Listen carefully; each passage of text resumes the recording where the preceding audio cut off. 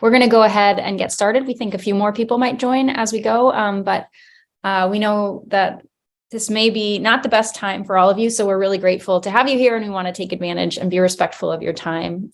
So yeah, I want to say that, and I also want to say, I'm thanking you for showing up, and I mean that it's not in a kind of pro forma, oh, just thanks for turning up way. We're really hoping that you will help us contribute to this session and contribute to making it lively and interesting and valuable. And so thanks not just for turning up here on your Saturday evening, but also for bringing a spirit of openness and collaboration and all your knowledge and expertise. We are very grateful. So I'm just going to give a little overview for what we think we're doing here, introduce some colleagues, and then we can get started. So first of all, we are representing here USAID's Climate Adaptation Support Activity. I just want to give a little background so folks know what that is. Sorry, this is my schedule for the day. But a little background on where we're coming from. This is the USAID Climate Adaptation Support Activity. My name is Kathy Vaughn. Sorry, I should have started with that. I work at Tetra Tech representing USAID CASA. CASA provides support to USAID missions and to USAID Washington to advance adaptation, including mainstreaming, programming, and the scaling of meaningful change. We're working on 3 objectives, which are outlined here: actionable information, strategic resilience and adaptation approaches, and then capacity and convenings. Because this is a conference that's really focused on locally led adaptation, I just wanted to take one moment here to show our localization strategy, mostly just to say that this is really important to us. It's a real ambition for us to make sure that the work we do fosters localization and ultimately allows for adaptation to be more locally led. Not to say that we'll do it perfectly, but we want to make sure that this is really a theme that is front and center in our conversation and in conversations to come.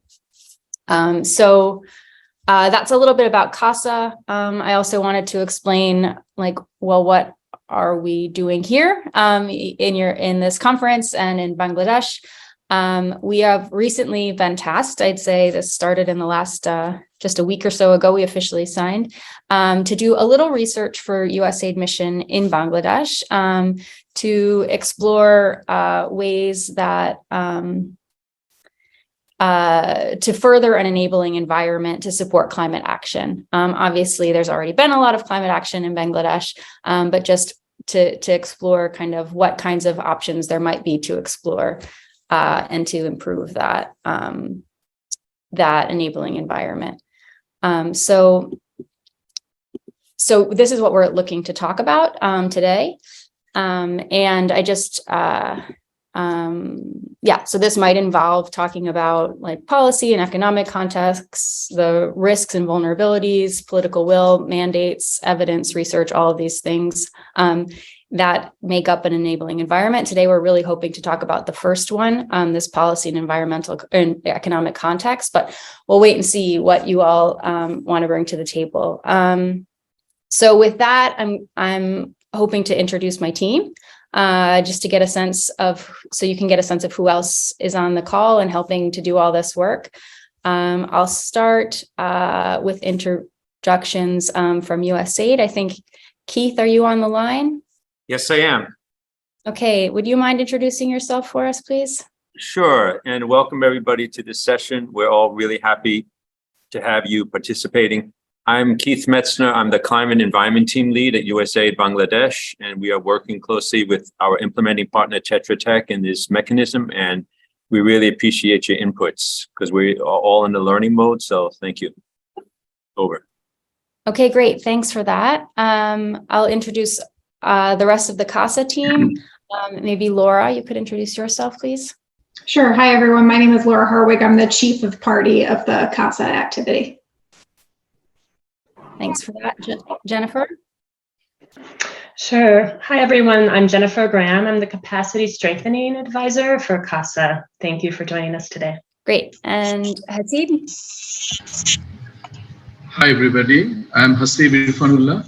I am based in Dhaka, Bangladesh. I'm a part of this team. I will be looking into the enabling environment activities with the Tetratic team.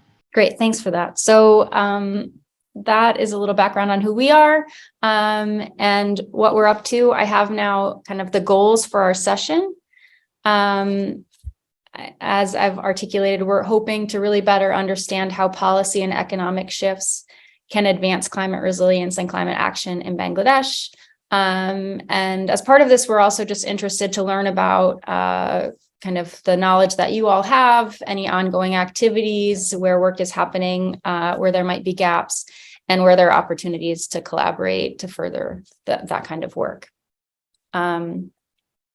So specifically, we're hoping to address these questions, the policy and economic shifts related to 4 topics. Depending on the number of people here, we might break into groups or we might just stay together, I think, and work through these topics, but keeping in mind the enabling environment framework. Yeah, I don't know. With that, I think maybe since we're not too many on the call, I wonder if it makes sense if folks take a little time. Sorry, just to check with my teammates. I think we'll stay together instead of breakout groups. Okay. And so I think if we're going to do that, maybe it makes sense just to introduce ourselves quickly, so we know who we're talking to, and can foster this discussion over the next hour or so.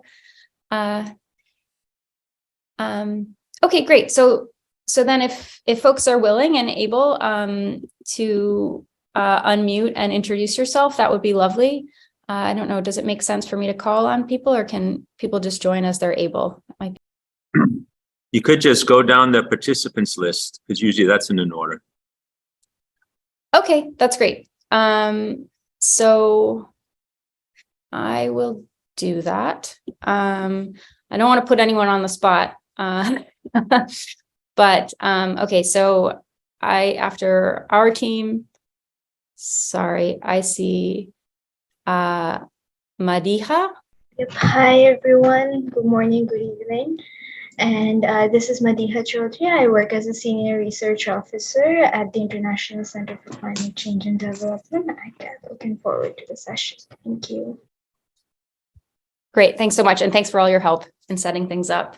Next on my list is Salim. Hello, everybody. I'm Salim Al-Haq. I'm the director of the International Center for Climate Change and Development. I'm very pleased to be here. Thank you. And thank you as well for creating this opportunity. Okay, next on my list is Saqib. Hi, everybody. I hope you can hear me. My name is Saqib Haq. I'm the Assistant Director at ICAD and one of the core organizers for the conference. So I'd like to thank everybody for hosting the session and for participating today. Thank you. Thank you.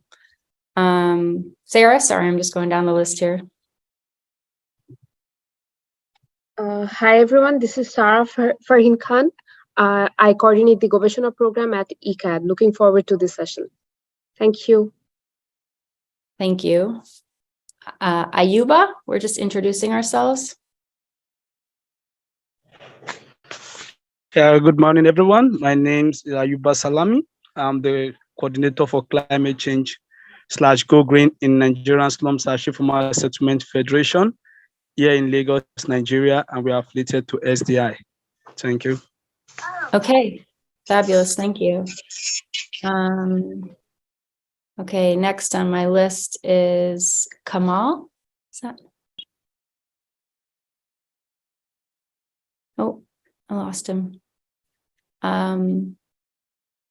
Maybe Nazrul.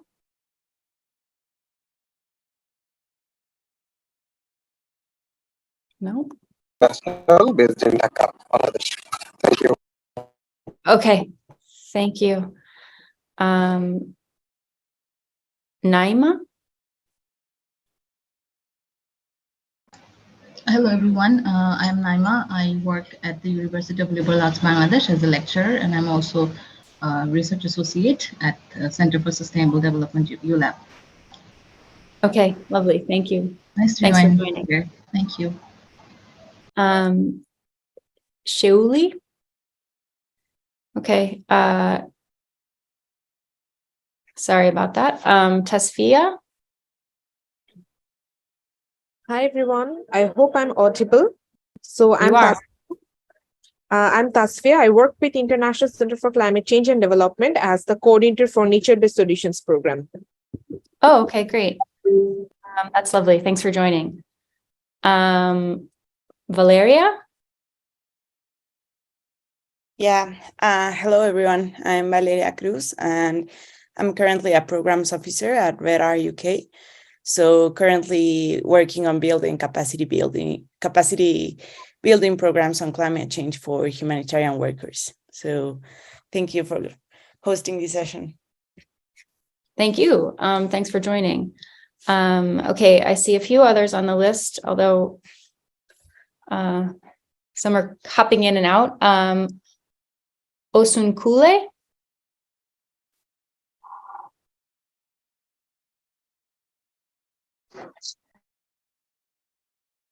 No. Okay, and Riyadh?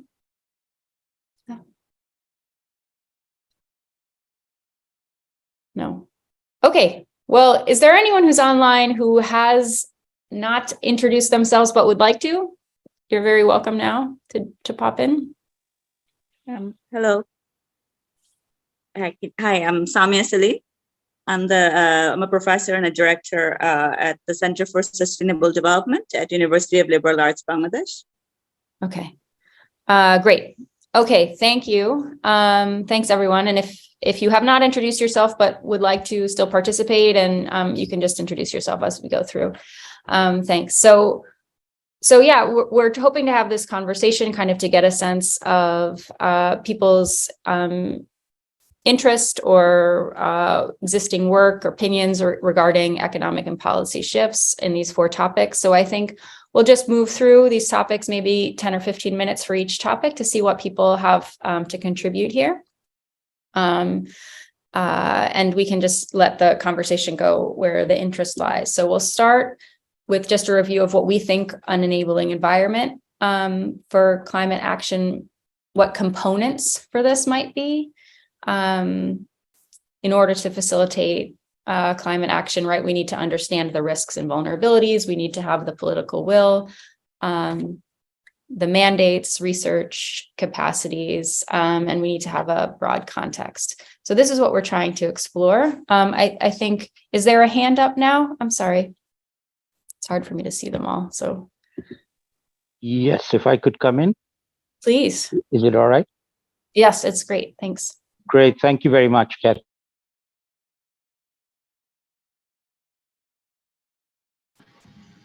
Sir, you got muted.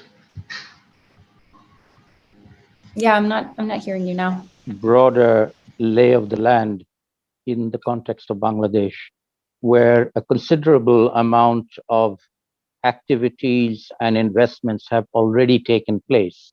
So you are going to have to be aware of that and then try to build on it rather than start from scratch. Nothing is at scratch in Bangladesh. Everything is several steps ahead, and in any sector that you want to choose. And I'll just mention one, which is the scientific and research sector, which is represented in a large sense by the Gobeshona initiative, of which this conference is one element. It started many years ago. It has grown over time. For the last couple of years, because of COVID, it's been a bit setback in terms of the number of activities that we were able to do. We haven't been able to do as much as we had wanted to do. But the infrastructure of the network exists. We have more than 50 research institutes and universities, members of the Gobeshona program. We have a number of activities that we have continued to do. Incidentally, the origin of this was a grant from USAID almost 10 years ago that helped us set it up and get it going. But it was a seed grant that we took on the basis that we would continue it even after the grant ended. And we have done so for the last 3-4 years. We don't have any USAID funding left, but we are continuing to do our activities. And from the Gobeshona initiative, I would be very happy to offer to engage with you and your team to identify activities that members of Gobeshona, as I said, we have well over 50 institutions involved, all of whom are doing a lot of things already, to see what value addition can be done and what the CASA initiative might be able to build on. Agriculture is one of the areas, water is another of the areas. A big emphasis is on locally led adaptation. As you know, this conference is about locally led adaptation, and Bangladesh is a pioneer in locally led adaptation. So, you know, there's a very solid foundation on which CASA can build a program out, and partners that you can build it with, because there is considerable capacity in the country across both government and non-governmental actors here. So I see that one of your members is Dr. Hasib Irfanullah. He knows everybody. He will be able to help you connect with all of us. We'd be very happy to engage with you going forward. But I welcome this initiative, and on behalf of my center, ICAD, and also on behalf of the Gobeshona initiative, the partnership, speaking on behalf of all our partners, we'd be very happy to engage with you going forward after the Gobeshona conference is over. So I thought I'd just give you a sort of lay of the land in terms of stuff that's already happening that you can engage with and build on. Thank you. Yeah, no, thanks so much for that. I really appreciate it. And I don't mean to indicate, that we're not aware, or we haven't done, at least some of our homework in terms of what's going on. We really respect all of the work and all of the expertise that is happening and that exists in the country. And so, as I said, we just started this work last week. I mean, we have been doing our background research, but we officially signed the papers last week. So we just thought this was a great opportunity to hear from people, right? We, in each of these conversations, we know that there is a ton going on, so many government plans, so much effort. But we thought this might be a good opportunity just to get some perspective from local experts who are already really knowledgeable and engaged in this field. So we are grateful for this, saying that you're willing to work with us moving forward, which is absolutely what we want to do. And if we can take, the next 40 minutes, so just to hear from others and to talk about where we might best direct our energy, I think that would make our work more focused and get to the heart of the matter, based on all the work that you all have been doing, faster. So that's really what we're hoping for, and we're grateful and we respect that opinion a lot. Did others want to weigh in here at this point?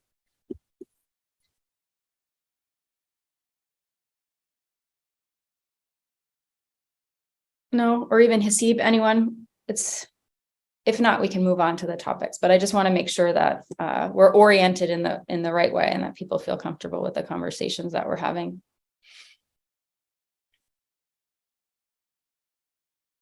Okay, great. Well, thanks again for that. And thanks again to everyone for turning up and helping us kind of make sure we're headed in the right direction. So I think the first topic that we were going to bring up, is climate smart agriculture. Jen, did you want to take a lead on this one? Sure, I'm happy to get the conversation going. Thanks, Kathy. Thanks, everyone. So as with all of these questions, and I really appreciate Salim Hook's contribution here, we're trying to make sure that we're building on existing initiatives and finding opportunities, identifying potential options for the future on how to integrate and complement all of the good work that's being done in Bangladesh. So the broad question is around what are the policy or economic shifts that might be able to further advance climate smart agriculture, but perhaps rather before starting with shifts, building on this idea of integrating and complementing what's already being done, I would welcome input from you on the current initiatives that are underway in terms of really creating an environment that is conducive to practicing climate smart agriculture, particularly with a focus on locally led initiatives and how those are being identified and scaled where they might be scaled. So happy to open this up for that broad question first to help us get an understanding of the lay of the land, and then we could start looking at any shifts that are ongoing and how they might be furthered.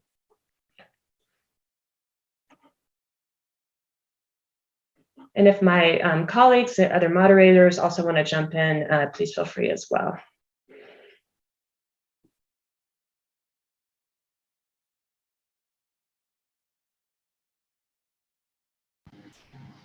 Any volunteer to kick off the conversation?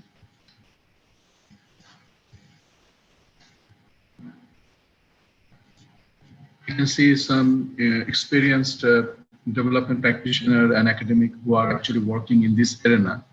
I don't want to pick anyone, but please feel free to share some of your thoughts that you think some exciting things happening when we say that climate smart agriculture happening in Bangladesh for the last decade or so.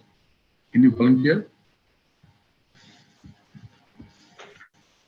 So while people are thinking, just to give you, go ahead, Hasim.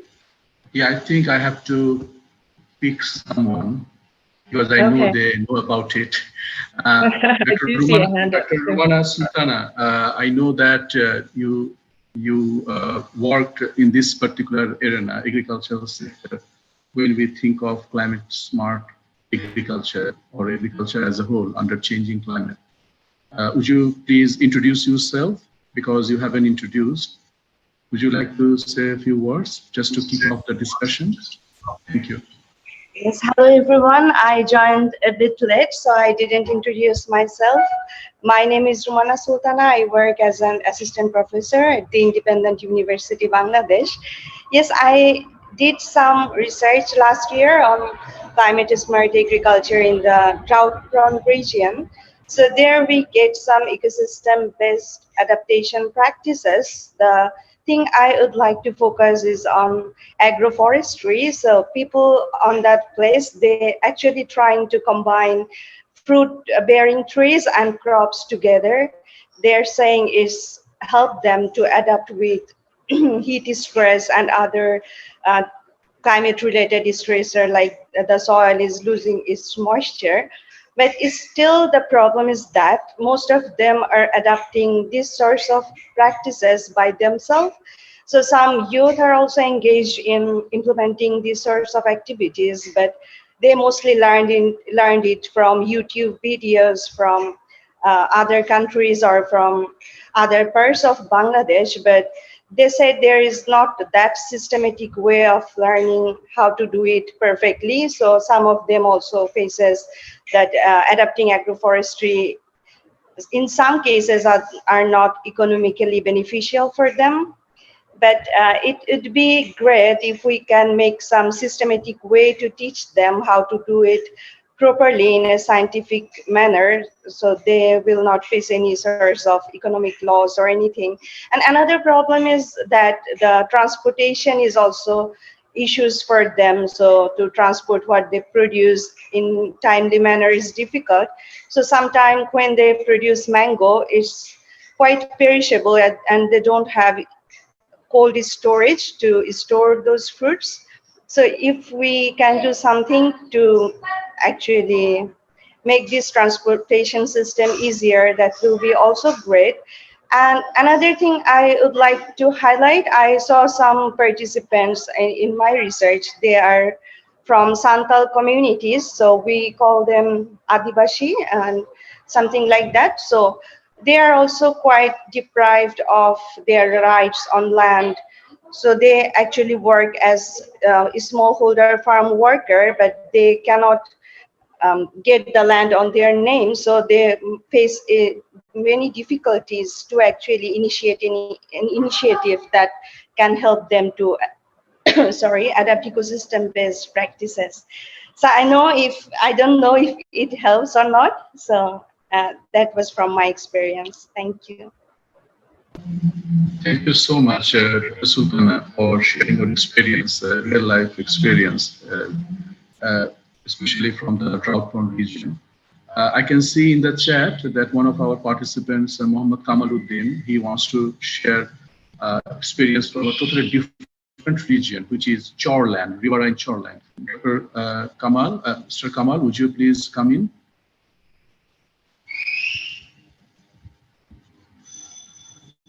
Mr. Kamaluddin, would you please share your thoughts? Can you hear me? Yes, we can hear you now. Okay, thank you. But I am facing problem too. Actually, climate smart agriculture, more than 80 million people are living in the Chorland area. Previously, there was no crops over there. But now, initiative of the some of the organization, there are so many crops now are existing in the Chorland area. Previously, there was two crops, traditional two crops, that is cown, we call cown, and sweet potato. But now, the locally late adaptation, people are now know the structure of soil. Considering the structure and structure of the soil, people now are cropping over there wheat and maize and other crops, also paddy. Previously, they do not know the modern agriculture technology, but now with the help of the Ministry of Agriculture and other organization, they're helping the poor people to different types of crops over there. But still, there are often there are flood. During the effect of flood, people have to migrate from one chor to another chor. But according to the rules of the Bangladesh, they can get the land, CASA land, from the government. But still, now the land, when there are new chor, the landless people cannot access of those land because those lands are occupied by the influential people using the power, local government power. So this is one of the problems. If we work on that and landless people can get access the CASA land, then they can use this land for cropping. This is one thing, and people of Chorland, especially, they sell out their labor in the mainland. But now they are very much interested to stay in the Chorland and to use the Chorland for croppings, which help increase the crops production there in Bangladesh. Another thing is, the children of Chorland areas are suffering from stunting, and who are involved with health, they can come forward to introduce some program over there, especially health related. And some people are not well aware about the sandbar cropping. If most of the organization introduce this sandbar cropping over there, then people also benefited from this. From my experience, I was actually, this is Mohammed Kamaluddin, Senior Director and Head of Sustainable Economic Development of Friendship. But I would like to inform you that for higher study, I resigned from Friendship, and I am going to study in Philippines, especially climate related subjects. Thank you very much for giving me the opportunity. Thank you. Thank you very much, Mr. Kamaluddin, for sharing such fantastic examples, challenges, and opportunities. I can remember, those of you who are not aware of the terms, Chorland, we are actually referring to riverine island, because CASA land means the government-owned land. And sandbar cropping, which is a fantastic innovation that I actually learned about when I used to work for Practical Action, which is an UK-based charity. Jennifer, can we take another example before we move on to policy and economic shift? Absolutely. Any other volunteer? Hasib, can I come in? Please, sir. Thank you very much. So I'd like to make a more, if you like, generic point about climate smart agriculture in the context of adaptation to climate change. And that is two elements that I think we need to keep in mind. Firstly, the focus on the timeline. Climate change is a decadal scale problem. Problems that you face on the ground right now are immediate problems. And tying the two together is not easy. The immediate is always far more urgent and has to be dealt with. And the long term is more difficult to include. So how do you do that is a question. The second element I'd like to ask you to explore a bit further is the word smart. Now, smart, in my view, doesn't necessarily apply to technology or seeds or agriculture or irrigation. It applies to people, farmers, fishers, children, boys, girls, officials, experts. And so the emphasis on smart has to be an emphasis on people. And combining those two elements that I mentioned, making people smarter and taking a longer term time frame, is the way to get smart agriculture embedded in Bangladesh over a decadal time scale. We're talking decades, we're not talking years. And so putting in place the teaching, the learning, the sharing of knowledge at many different scales for many, many different kinds of people, I would say is really one of the high priorities for you to think about. And as I said earlier, a lot is already being done. So you're not going to have to start from scratch. You can start with already places that this is happening and build on the places that is happening. And the final point I'll make is that the sector that I represent is the tertiary education sector, universities. Bangladesh has well over 100 universities. These universities don't need to be told about climate change anymore. Many of them are already doing things. So if you engage with them and see what they're doing and see how they can build on what they're doing and expand on it and connect with each other more effectively so that we have a more scaled up approach to building the smart citizens of the country. And incidentally, the latest slogan from the Prime Minister, this speaks to you, the policy environment, is she wants to make Bangladesh a smart Bangladesh. So, you know, that's a good tagline to have. It's got a lot of political support.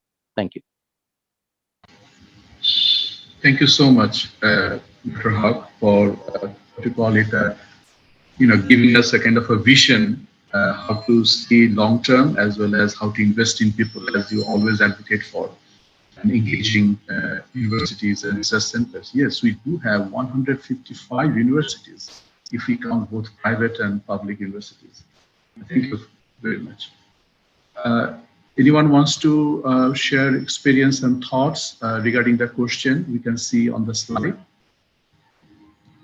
Can I ask a question? Hasib, is that okay? Sure, please. Yeah, not to interrupt anyone who might also want to join, but just as we're learning more about all the existing work that's going on, I wondered if there was perspective on the implementation of the Climate Smart Investment Plan. And it might not be on the call, but just to see if there was kind of impressions or if we could learn anything about how that plan is being implemented.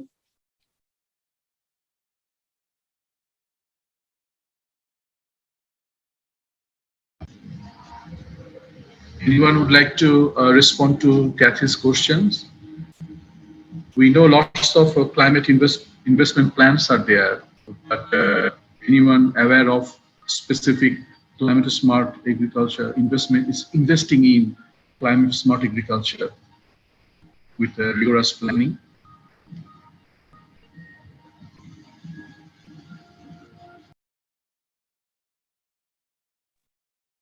Okay, well, maybe that's a question I can follow up on at another time. Sorry for that.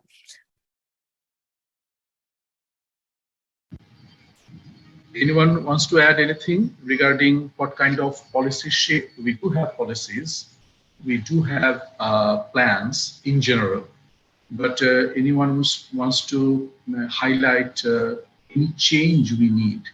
We have heard from our participants so far, we need to invest in certain group of people who are marginalized, like indigenous communities. We need to invest in youth. We need to focus on transportation of produce, not only growing them. We need to think of landless people because they are the vulnerable one. Any suggestion from anyone, or sharing experience from Nigeria, sharing experience from elsewhere, from UK or elsewhere? Please feel free to share some thoughts. Thank you. I see a hand up. Madiha. Yes, hi, just to add on the policy end, because recently we were just doing a plan and policy review of Bangladesh from the CSA perspective.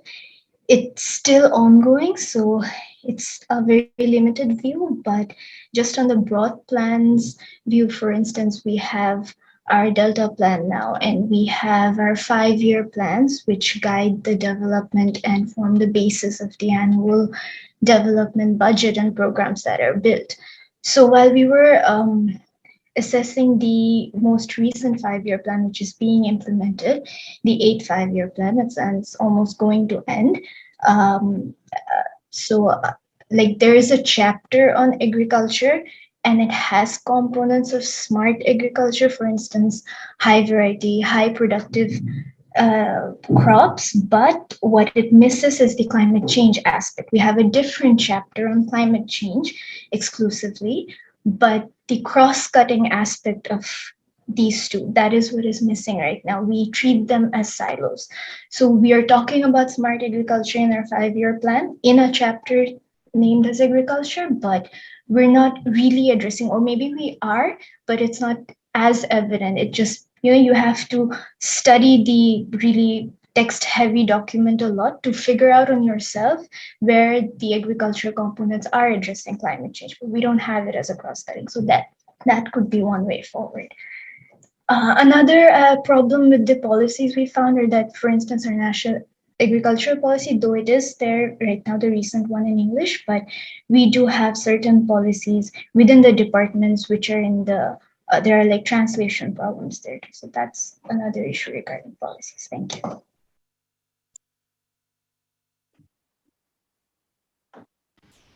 Thank you. Thank you so much, Mariha, for pointing out some not anomalies, but disconnected approaches, creating silos when we are supposed to break silos.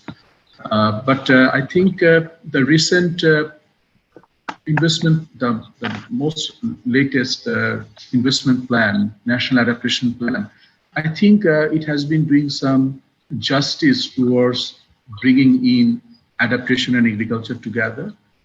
Because out of 6 goals, definitely agriculture is one of the major areas to intervene over the next 28 years, because this plan will continue until 2050. I think the limitations that you have mentioned might have been tackled or addressed in this new National Adaptation Plan of Bangladesh. Thank you. Anyone else would like to share any thoughts? Please.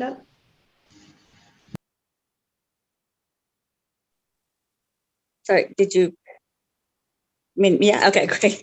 Yeah, so this is really picking up from a few things the others said. So the first one being around, well, what Dr. Haq said about the smart part and the level of skills training we might need to provide at the policy level and where. And just on that, I'll give one example. Recently, the government's been encouraging the banks to provide to provide bonds, loans for agriculture, for improving agriculture. And from one of the organizations I work for, they had put in not just in agriculture, but saying it's climate smart agriculture and saying exactly what we would need the funds for. So this was around integrated farming, which is has been shown to be as a pilot successful in some regions of coastal Bangladesh. And then we give examples of why this would be climate smart agriculture. But just as our last person said, that there's still lack of understanding of agriculture and what is climate smart agriculture. And this is, from the banks not knowing what exactly constitutes climate smart agriculture. So, those loans and investments are ready to be made, but we don't know what it means to be climate smart agriculture. And secondly, there is a lot of work going on around green skills development, so in the energy sector, agriculture, and others. And this again has this potential for that to be mainstreamed for agriculture practice as well. What kind of green skills are needed, within the agriculture sector? But right now, it's been more towards technical and vocational training in other areas. But there is really that need for example, at the ground level again, in coastal Bangladesh where I work, the agriculture extension officers from the government is there to provide training on, agricultural practices that are adaptive, but to make it more explicit what should be the course outline or the learning for a climate smart agriculture, so they can be trained, and then farmers then can be trained. So there is still that need to increase that learning on climate smart agriculture, and linking that up to green skills development, linking that up to, what kind of investments can be made into that. And lastly, there are now, so again, another organization, Sajida Foundation's wanting to start a climate innovation fund to particularly focus on green bonds on agriculture, but the platform to share some of these ideas of innovation around climate smart agriculture is still very limited. So if we can encourage more of that at the policy level, that would be good as well. Thank you so much, Dr. Samia Selim, for sharing quite a few interesting recent developments and challenges we have. Before we move on to the next topic, let us hear from two persons. One, Tashfia Tasnim, she actually mentioned something in the chat. But before going to her, let us hear from Ayuba Salami. Would you like to share your thoughts, Ayuba? Yeah. Good afternoon, everybody. Here in Nigeria, I am the coordinator for climate change / Go Green in a movement called the Nigerian Slum / Informal Settlement Federation, where we are affiliated to SDI. During the COVID, that is where smart farming really comes into slums, where someone comes in and train us about how to go on about mushroom farming. But the gadget in which we need to do the mushroom farming, to replicate it as the person has taught us, is very, very expensive. So all we do now is just train people, but there is no actual produce on it. So I can really say that when it comes to smart farming, it is somehow a little bit expensive here in Nigeria. All we really do for now is we do composting. From composting, then we plant and encourage every members of the Nigerian Slum / Federation to have at least a small garden. So in terms of smart farming, is somehow a little bit expensive for us. Thank you. Thank you. Thank you so much for sharing experience from Nigeria and the challenges around climate smart practices. Very quickly, Tashvia, would you like to come in? Just sharing your recent field visit on the coastal belt. We haven't heard anything from the coast directly. Tashvia.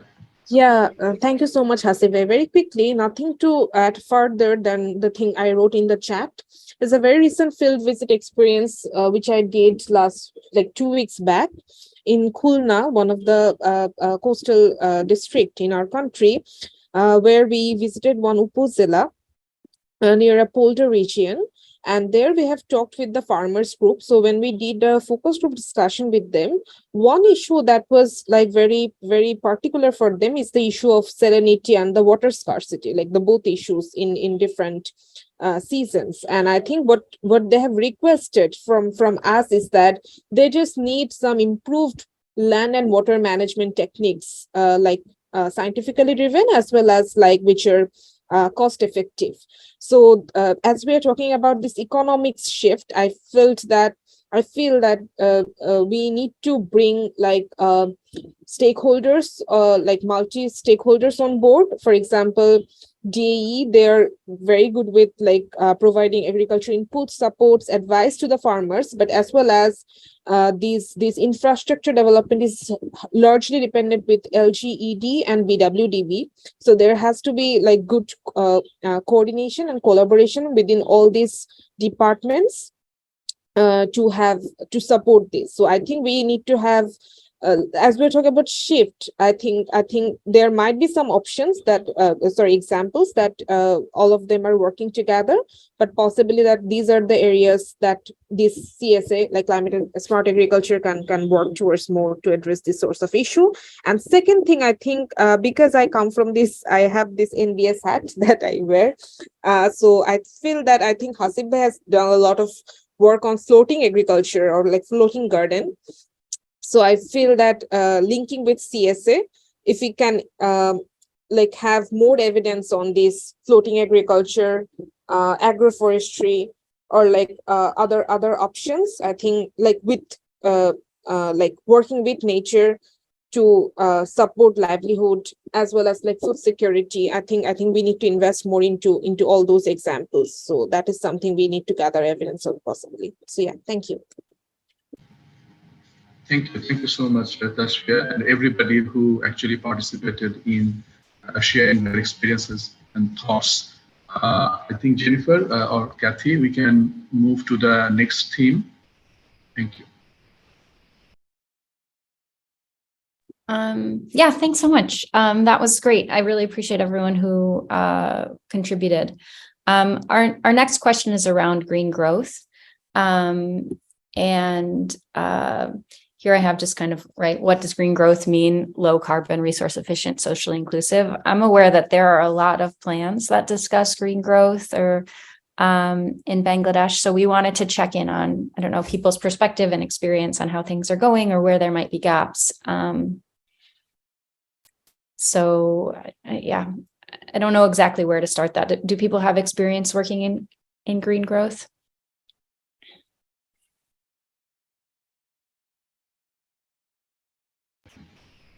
I think Dr. Samia Salim briefly mentioned about during her brief talk that investing in green skill is one of the major issues. And in recent years, we have been hearing just transition. When we talk about green growth, are we thinking of the impact that might be happening or will be happening on the people? As you have mentioned, it has to be socially inclusive, isn't it, if we are making that shift? And I know last year, probably in June, ICAD, they published one document. They actually conducted a study on just transition in Bangladesh, and University of Liberal Arts, they also conducted another piece.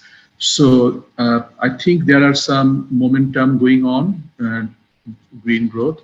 Any volunteer would like to share their thoughts on green growth? What are the challenges? or whether it is happening. I mean, whether the green is light green or dark green, or what's happening? Anyone? Any volunteer?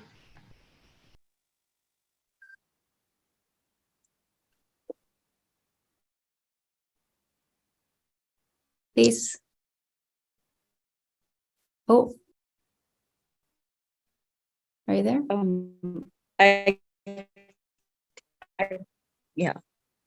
Sorry, I can't suddenly find my hand. Should I speak? Mentioned there is a lot of actually, dialogue going around on green growth, particularly around green skills, green competencies, which has been mostly led by ILO in Bangladesh, along with obviously local government, but more we're also getting the narrative of the just transition, and that it's there is this need for upskilling, and then you have to be consider who it is that's going to be left out, or how can we be more inclusive.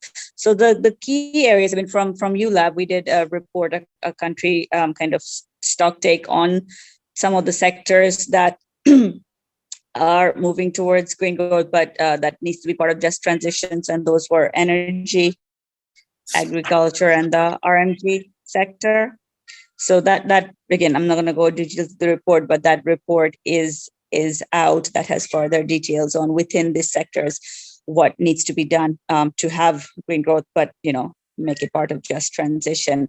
And the work with that we've been also been with ILO has very much been focused on how do you in the Bangladesh Technical Education Board there integrate the green competencies within different skills, from welding, refrigeration, food sector, others. I think, and again, not to put Ruman on the spot, but she went further into this with World Bank as well. If I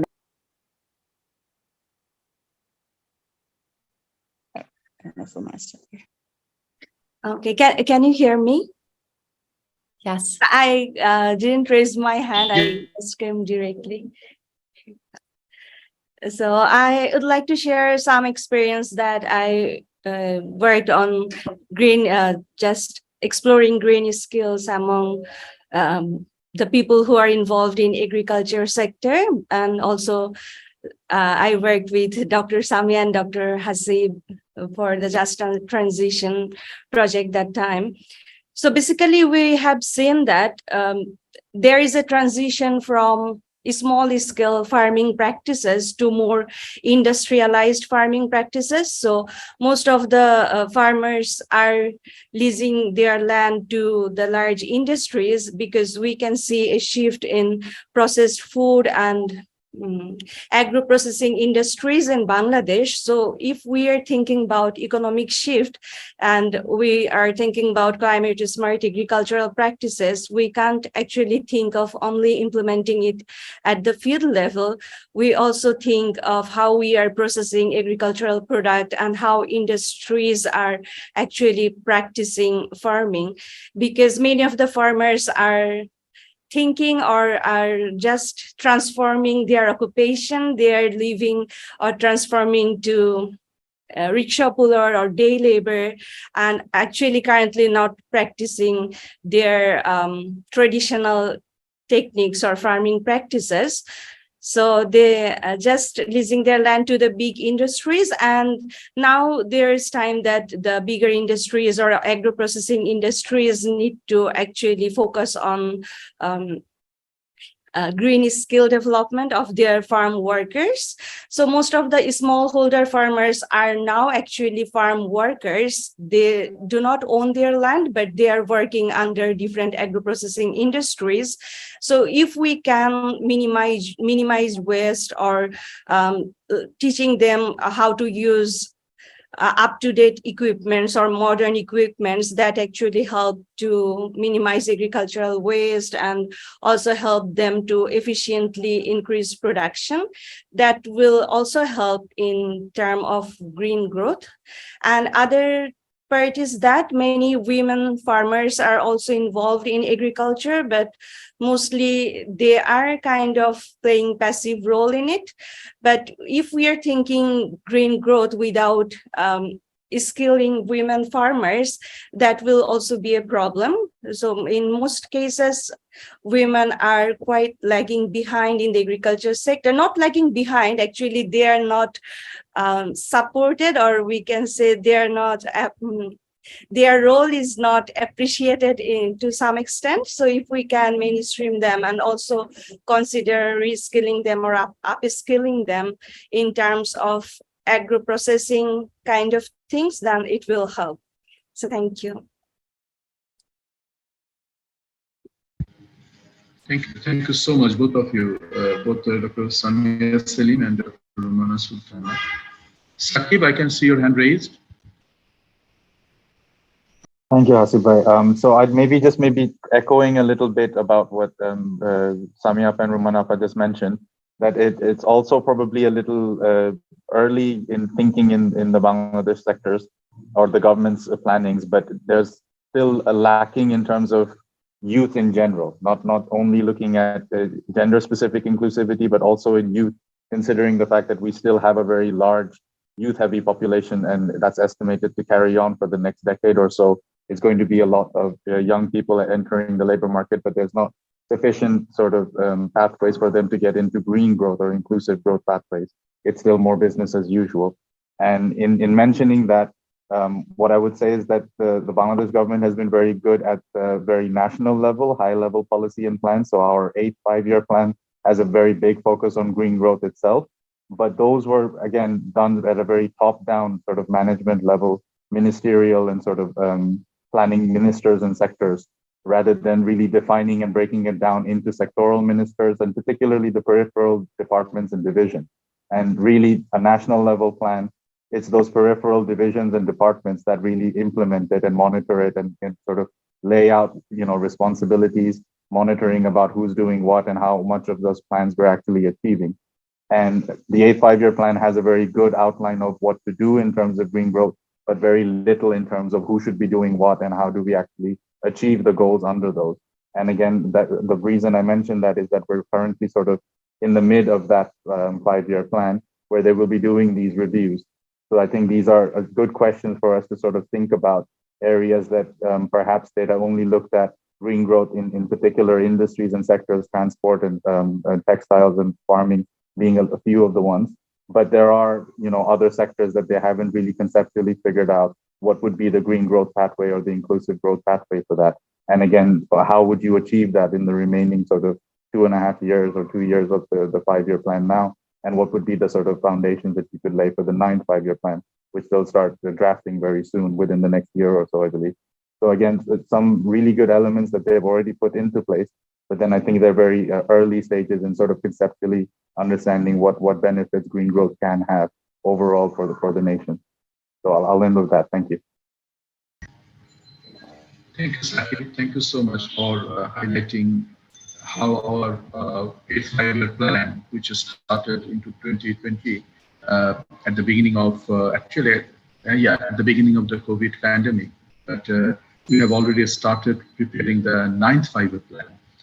And when we will be having the 9th five-year plan in place, we will already be no longer be the least developed country. We will become the lower middle income country.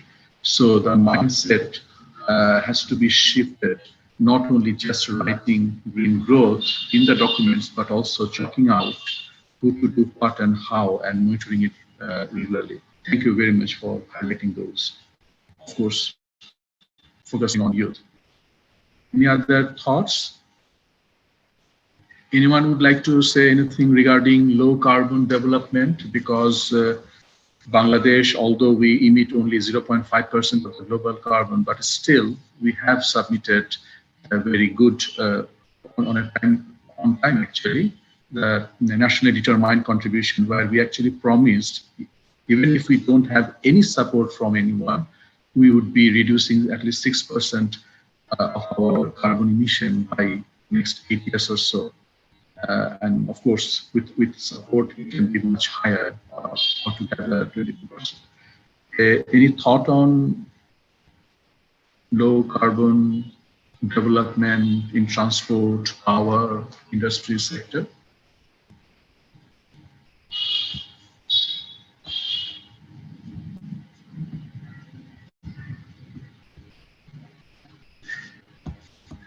Me, this is Kamal. Yes, please. Kamal. Okay. We can use solar mini grid for irrigation.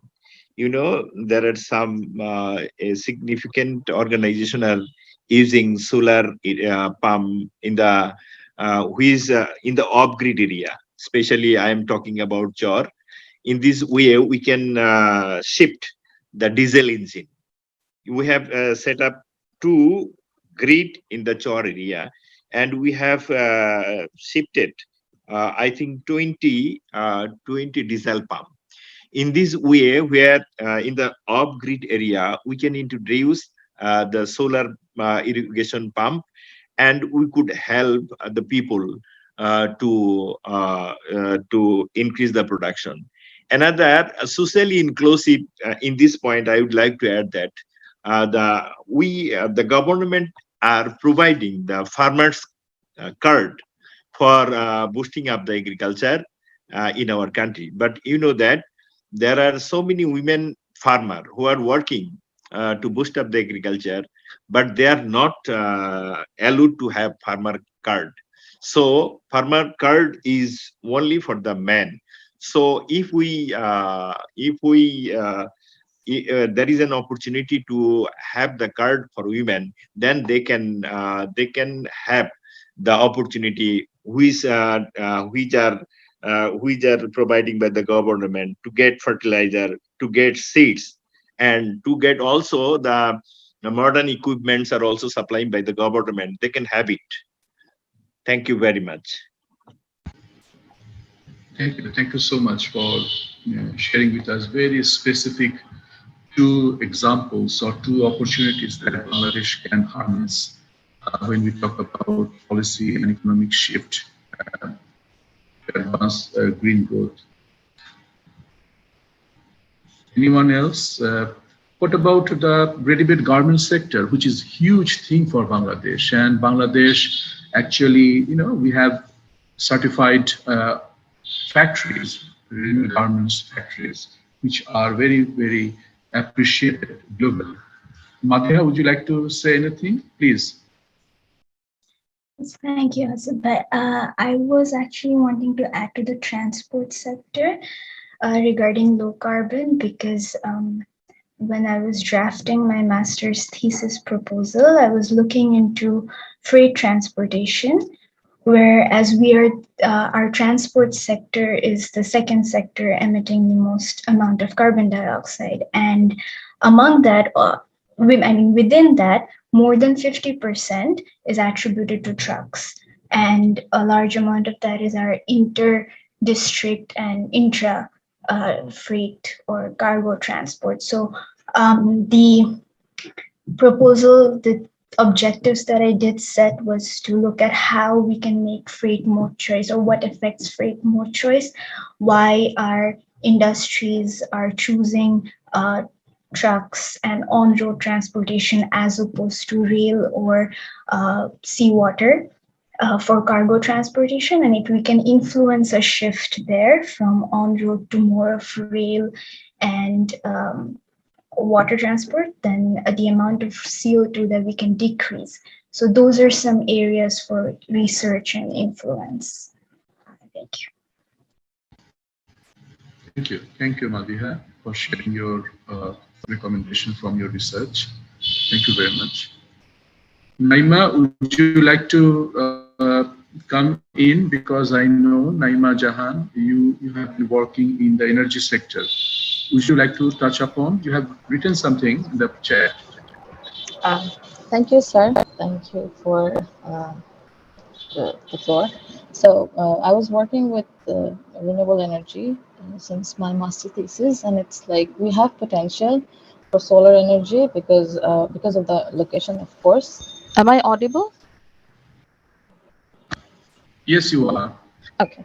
Yeah. So the thing is, in one of the studies, it was found that we think that with the GDP growth and the growth of the country, it's somewhat, the notion is that the industrial growth is higher and the industry is consuming more energy. But there was one study that found out that nowadays the demand for energy, specifically electricity, is coming from the domestic sector.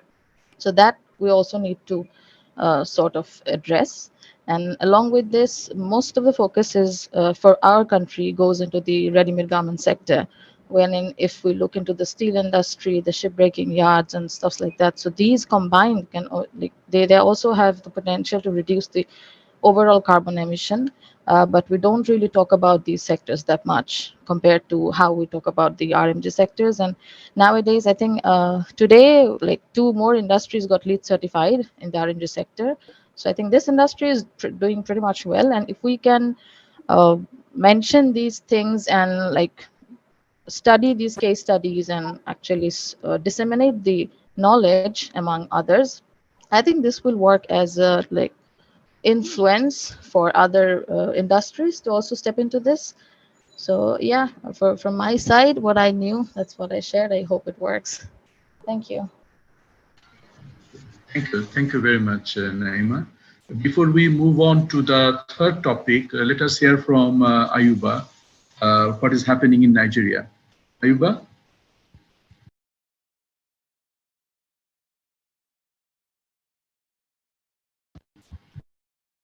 I can't hear you. Would you please unmute yourself?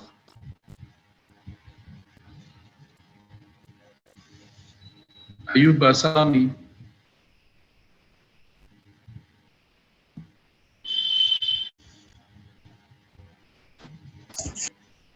Yeah.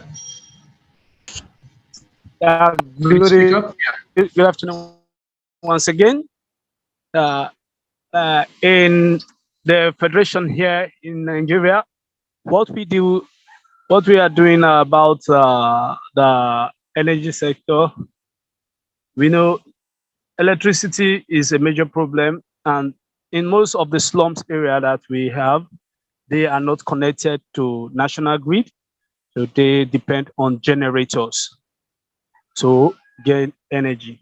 So what we work on is we come together, assemble a team of solar installers, and we start carrying out training, building capacity building on the communities, the youth, try to make them to have knowledge on how to put solars together so that they can have electricity in their place to reduce the emission of carbon from their generators, and it has worked and gone a long way. We did training and we eventually start creating climate warriors from the training. So wherever we go to train people, we install solar street lights from the training. The ones the community we break them into group, make sure that they replicate what we do, right? And we mount it on their jetty most of the time because we live in a riverine area. So we've been doing that and it has been working, but we stopped for a long time. During the COVID, there is no much support, and we have to stop the training from that time till now. But it really helps in terms of opening their eyes, making them to understand what is climate change. Because some of them, when you say climate change, is like a title of a movie. So they come to understand it very well, and the training, they go along with the training, and they able to understand what we taught them, and they replicate it. Most of them are now using solar. So we'll be able to a little bit reduce the carbon emission. Thank you. Thank you so much, Ayuba, for sharing the recent experience from Nigeria on creating climate warriors. Now let us move on to the next theme. Yeah, I'll advance the slides. I think we have two other topics we wanted to talk about, shock protective social systems and also disaster risk financing. I wonder, sorry, if we might start with this, but if disaster risk financing comes up, I think we could just kind of merge those topics maybe, because we only have about 15 minutes left.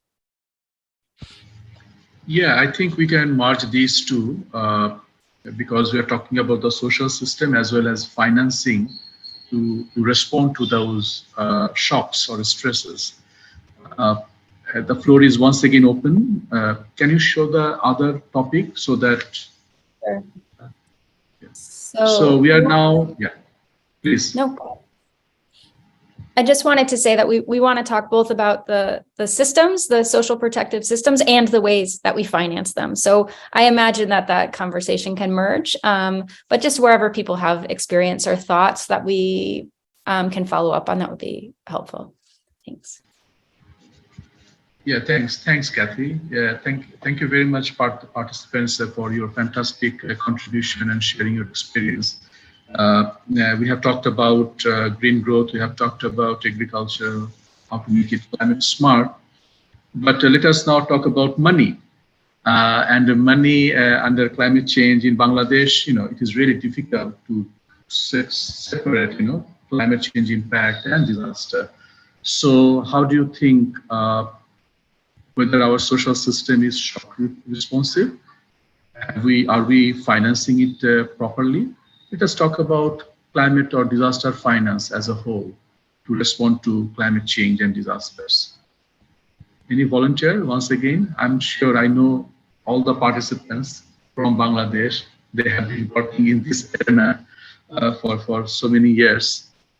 Any volunteer?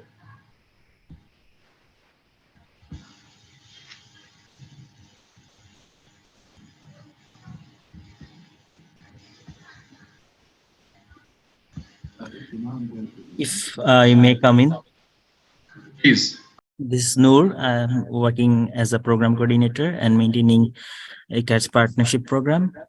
So in these questions, I would like to state my opinion, like there should be a system like in the agriculture sector or any other in the market sector, like creating different hubs with the like in the farmers, they can set up with the farmers community or linking with the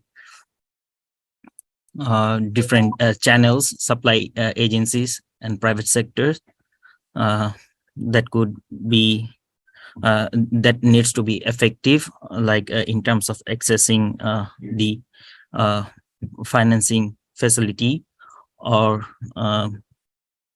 any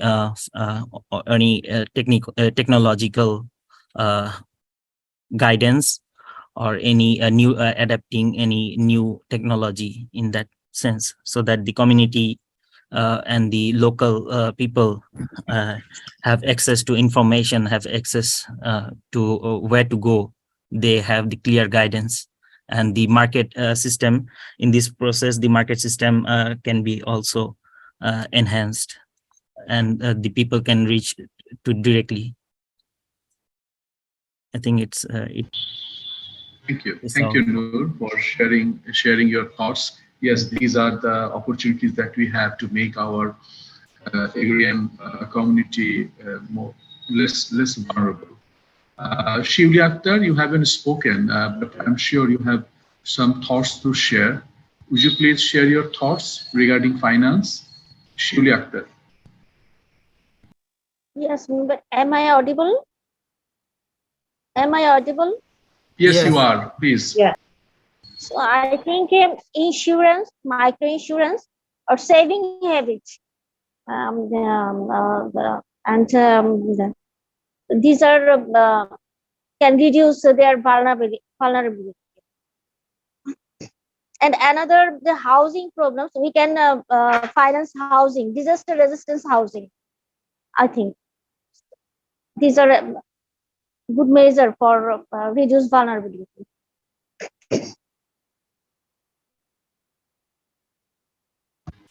Thank you. Thank you so much for sharing your thoughts regarding microfinance and climate resilient or disaster resistant housing. Thank you. That's a good. That's a very good example. I can still remember that while working with the practical action, we piloted a community house. Although the house was a stronger house, obviously, it was given to a particular family.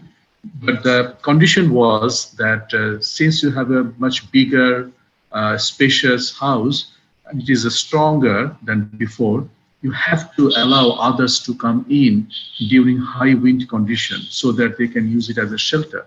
So that sort of social building on social capital, linking it with human capital and natural capital could be a fantastic option.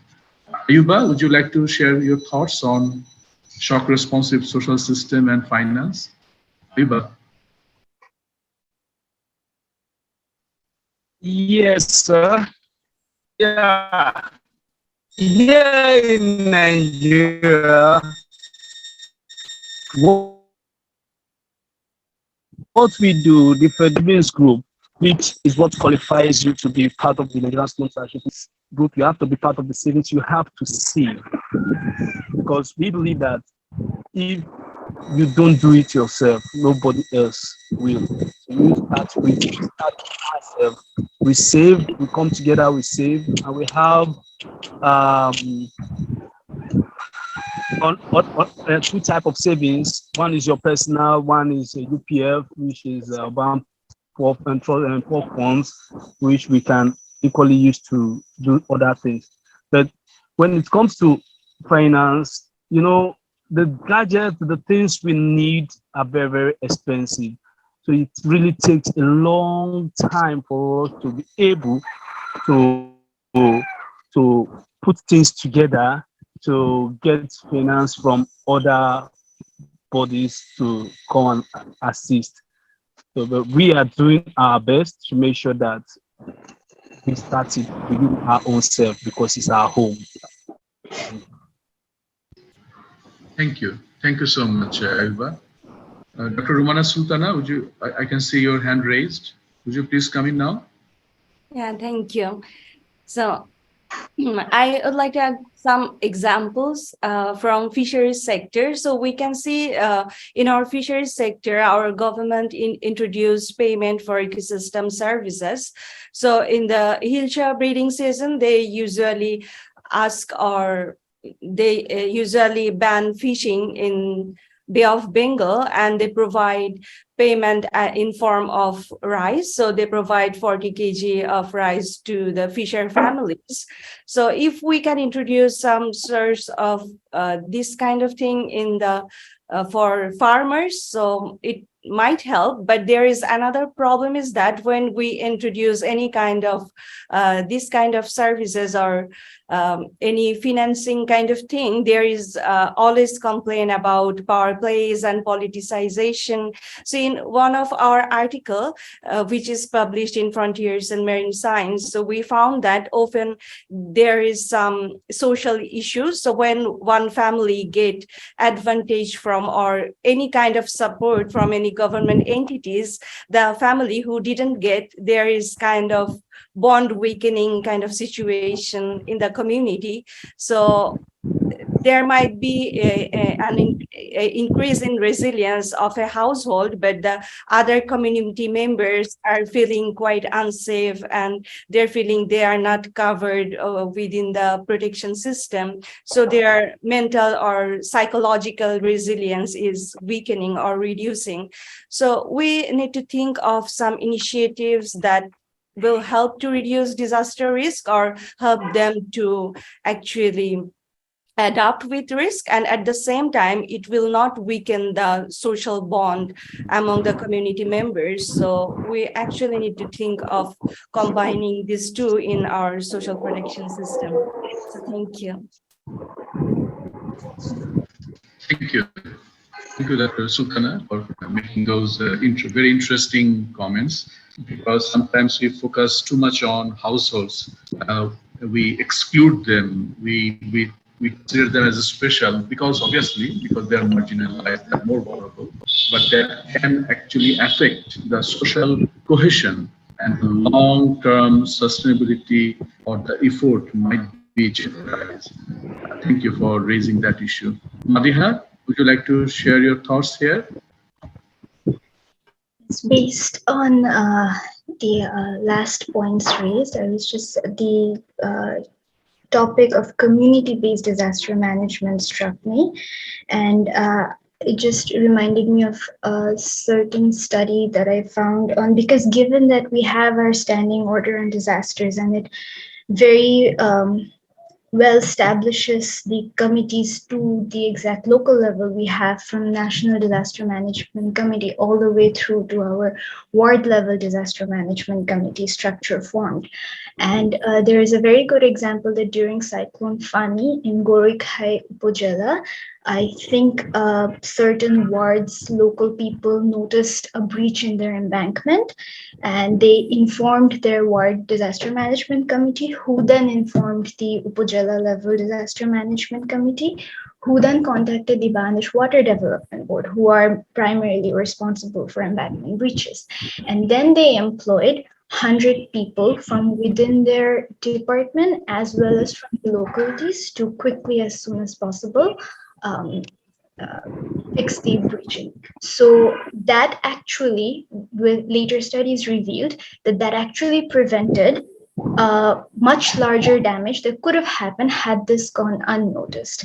So I think that this is a good case example. I think this needs to be, for these committees to run, for community-based disaster management committees to sustain, finance is a huge part. So whether the finance is properly running through till the very local level is one aspect that we should prioritize and look at. That was mine. Thank you. Thanks, Madiha. Thank you so much. I think given the time, we can take another couple of, before we wrap up, a couple of comments. Any other volunteer who haven't, any other participants who haven't spoken?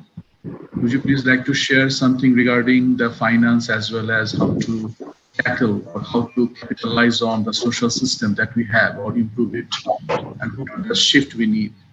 Any volunteer?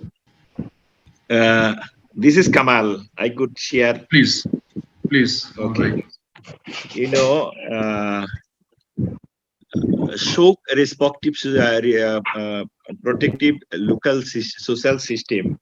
During disaster, the people would like to take a shelter, but they do not have any shelter in the community. So we can raise the land. We call highland in and one community, which people can take shelter. People are not interested to take shelter without their animals. So we can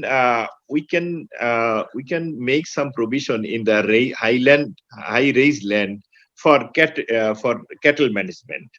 And another thing, it was highly recommended that mobile charging station. During any disaster, there is no communication through mobile due to shortage of electricity. So if we introduce a charging station through a boat, solar charging station through a boat, people can charge their mobile and can communicate who are not rescued in the disaster prone area.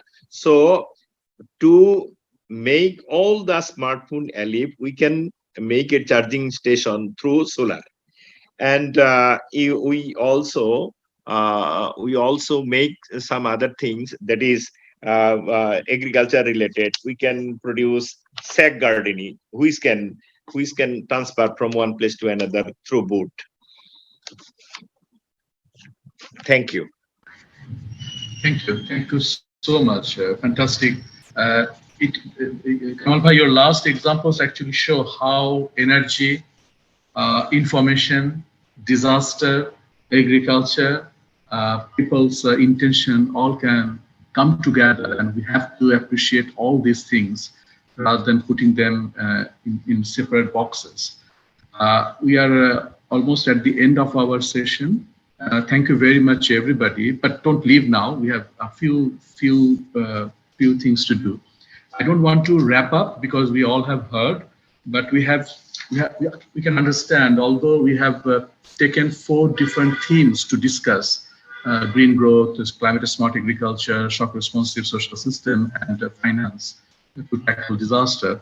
We can see that there are quite a few good examples exist in Bangladesh, especially in terms of plan, but there are certain limitations in implementing and monitoring them, financing them. We have heard that why we need to focus on certain group of people because they have different needs. So one size fits all is not possible. So we need to capitalize on our experience, and we can also learn from other countries. Ayuba has been very active in discussion and sharing examples from all the way from Nigeria. Thank you very much for being here with us. So thank you once again. I now hand over to Kathy. She will be sharing some of the next steps. Thank you, everybody. Thanks very much for that, Hasib. And also thanks for doing such a wonderful job of guiding us through this conversation. We appreciate it. And we appreciate everyone who joined. As I said, we're just starting our work, but it's really exciting for me to be able to kick off by meeting all of this community and just to get a sense of how both knowledgeable and generous you've been with your time. Thanks so much for that. We really appreciate it. And in fact, we look forward to getting a chance to talk to some of you, or maybe most of you, outside of this venue in the future.